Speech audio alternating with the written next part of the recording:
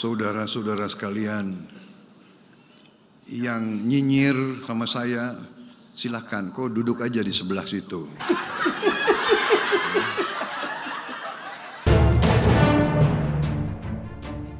Ya! Saudara-saudara sekalian yang nyinyir, silahkan duduk di situ.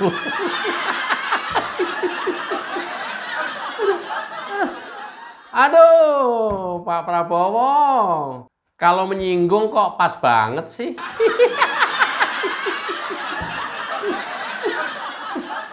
Ya, masih kelanjutan video yang sebelumnya. Kalau sebelumnya adalah menyoroti tentang korupsi dan progres pemberantasannya sampai dengan hari ini, 2 bulan Prabowo Subianto menjabat presiden. Sekarang Prabowo Subianto lebih menyoroti ke program-program yang lain, tapi terus dinyinyiri oleh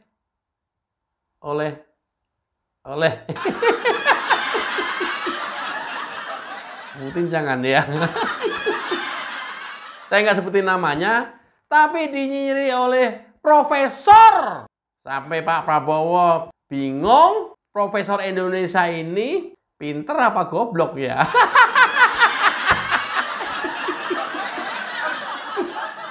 Profesor kita ini pinter apa bodoh sih? Jangankan Pak Prabowo, kita masyarakat awam saja ngelihat komentar profesor kita, statementnya mereka, ya provokasinya mereka, saya juga jadi mikir, mungkin yang lainnya juga sama. Ini profesor apa provokator sih? Ini profesor cap apa? Cap gelas atau cap 2 kelinci? Dan profesor-profesor kita banyak seperti yang dikatakan oleh Pak Prabowo. Sampai Pak Prabowo bilang, heran saya, profesor otaknya pinter-pinter tapi kok bodoh. Ini pinter apa bodoh? Goblok lah!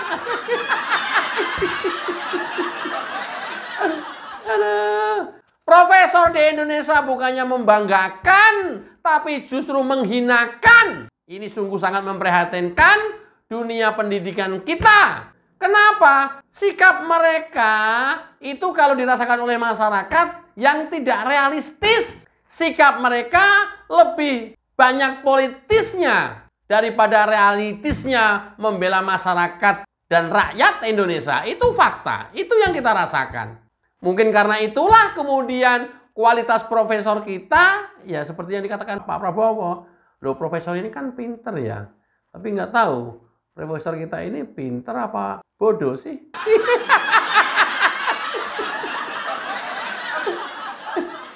Atau dalam bahasa Yunani kuno, profesor kita ini pinter atau goblok sih? Benar loh, seriusan, benar. Ya, nggak hanya profesor, doktor, sekelas doktor aja kita coba lihat. Doktor, rata-rata doktor semuanya. Mereka itu rata-rata doktor. Memang gila ini, nggak tahu nih. Ini apa karena manusianya atau kualitas pendidikan kitanya yang memproduksi seperti ini atau apa? Ini problem ini bagi Indonesia ke depan kalau kayak begini terus. Apalagi kalau terus diproduksi doktor dan profesor yang sekelas yang sekarang ada ini. Sebutin namanya jangan ya. Coba kita lihat pidato Prabowo di Universitas Al-Azhar, Mesir. Check it out. Memang banyak yang mengejek Prabowo Subianto. Saya memang sudah biasa diejek. Dari dulu saya diejek. Dari dulu saya difitnah. Sekarang pun mereka tidak percaya. Apa iya kemiskinan bisa dikurangi? Ya kan? Saya mau bikin program memberi makan untuk semua anak Indonesia pun diejek. Pun ada yang tidak setuju. Sampai sekarang Ada profesor-profesor yang pinter-pinter kok nggak setuju. Heran saya. Profesor pinter atau bodoh, saya nggak tahu itu.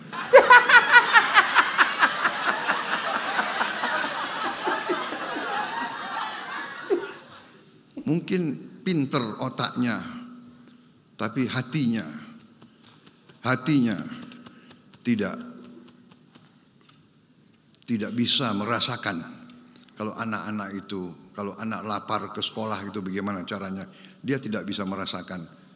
Itu saudara-saudara, saya tidak ragu-ragu. Nggak apa-apa saya diejek. Saya yakin saya berada di atas jalan yang benar. Saya yakin rakyat Indonesia mendukung saya. Saya akan teruskan. Saya akan teruskan program ini. Yes! Saudara-saudara sekalian yang nyinyir sama saya, silahkan, kau duduk aja di sebelah situ. Itulah keprihatinan Prabowo Subianto. Kenapa? Ya, dia juga merasa setiap tindakan atau setiap dia akan melakukan apapun kok selalu nggak setuju. Dan anehnya, rata-rata mereka yang secara berpikirnya pinter, ya, secara keilmuannya banyak, tapi justru mereka yang tidak setuju. Justru mereka yang banyak merecoki. Tapi justru mereka yang banyak nyinyir. Sehingga oleh Prabowo, ya udah, nyinyir aja. Kamu minggir aja dulu di sana. Ini terus-terusan setiap ganti pemimpin begini. Zaman SBY begini. Zaman Jokowi apalagi. Zaman Prabowo begini.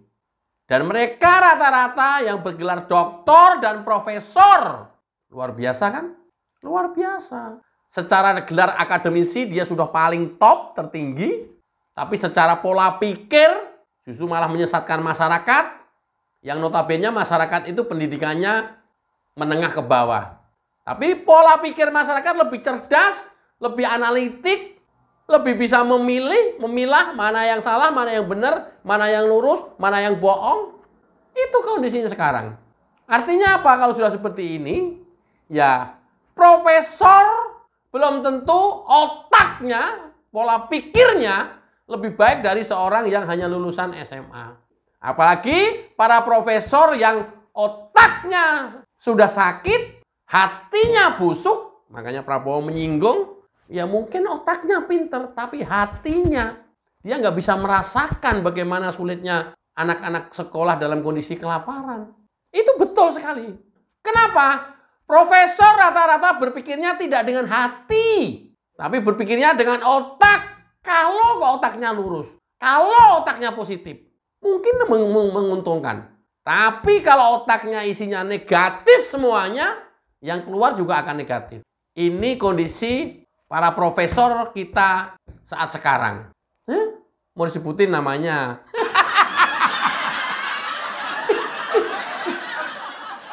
Biasanya netizen nggak akan nanya, siapa bang? Nggak kayak gitu.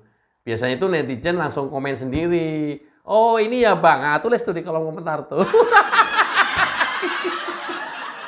Siapa kira-kira nama-nama profesor yang dimaksud dalam pidatonya Prabowo Subianto? Parah banget. Dan sepertinya ini adalah faktornya apa? Menurut saya faktornya kepentingan. Kepentingan mereka sendiri, kepentingan mereka masing-masing. Yang mungkin merasa dia nggak dapat tempat. Ya mungkin mereka nggak dapat kesempatan. Ya mungkin mereka nggak dapat peluang seperti teman-teman yang lain. Pak Prabowo, saran saya, kalau kemudian Bapak sudah meyakini membuat program dan itu bagus untuk rakyat, untuk masyarakat Indonesia, teruskan. Jangan hiraukan para profesor yang otaknya sengklek. Sekali lagi, jangan hiraukan. Mereka otaknya memang udah sengklek. Artinya apa? Kalau sudah sengklek, mereka juga suka-suka mereka sendiri. Dan itu nggak bisa kita andelin apapun untuk bisa membangun negara ini. Kenapa? Udah sengklek. Kalau udah sengklek, susah. Belum lagi ditambah hatinya busuk.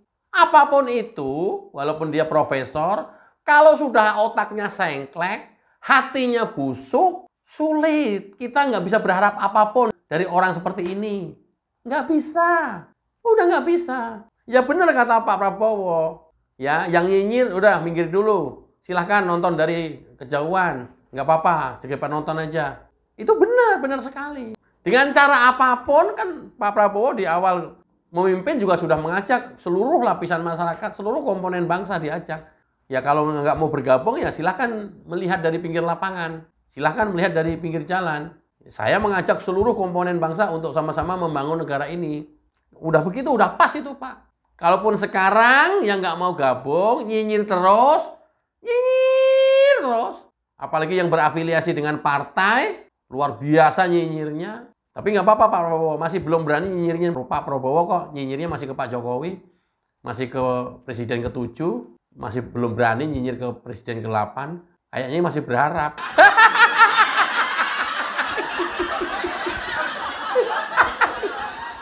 Kayaknya partai ini masih berharap Pak mendapatkan kesempatan. Makanya kan sekalipun nggak berani nyinyirin Bapak. Yang ada juga diangkat-angkat terus.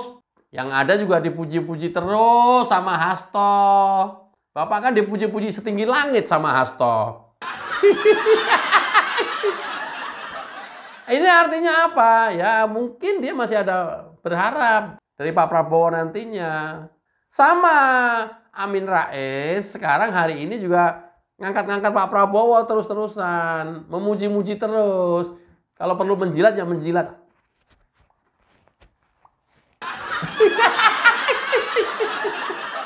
Hasto menjilat banget dari kata-katanya.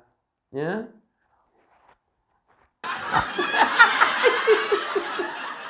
Yang luar biasanya lagi, ya, menjilat ke Pak Prabowo, ini dua-duanya, baik Hasto maupun Amin, dan yang lainnya, kelompok-kelompok itu, memuji-muji Pak Prabowo setinggi langit, mengangkat-ngangkat Pak Prabowo setinggi langit, menjilat-jilat kayak nggak jadi. Kalau lagi kepanasan.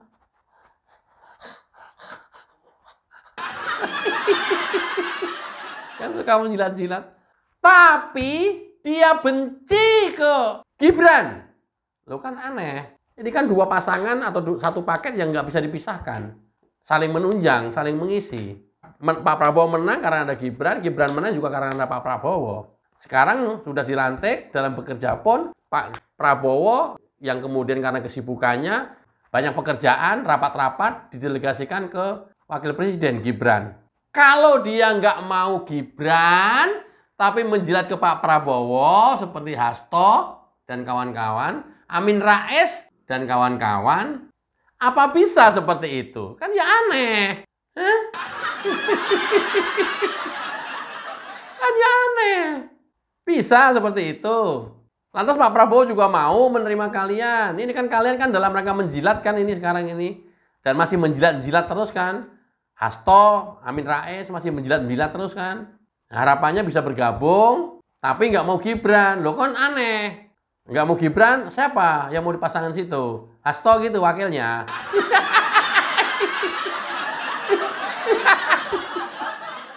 Kalah tapi masih pengen duduk gitu kan, kira-kira. Loh ya pastilah sangkaannya sampai kemana-mana karena aneh. Menjilat Prabowo nggak mau Gibran. Kan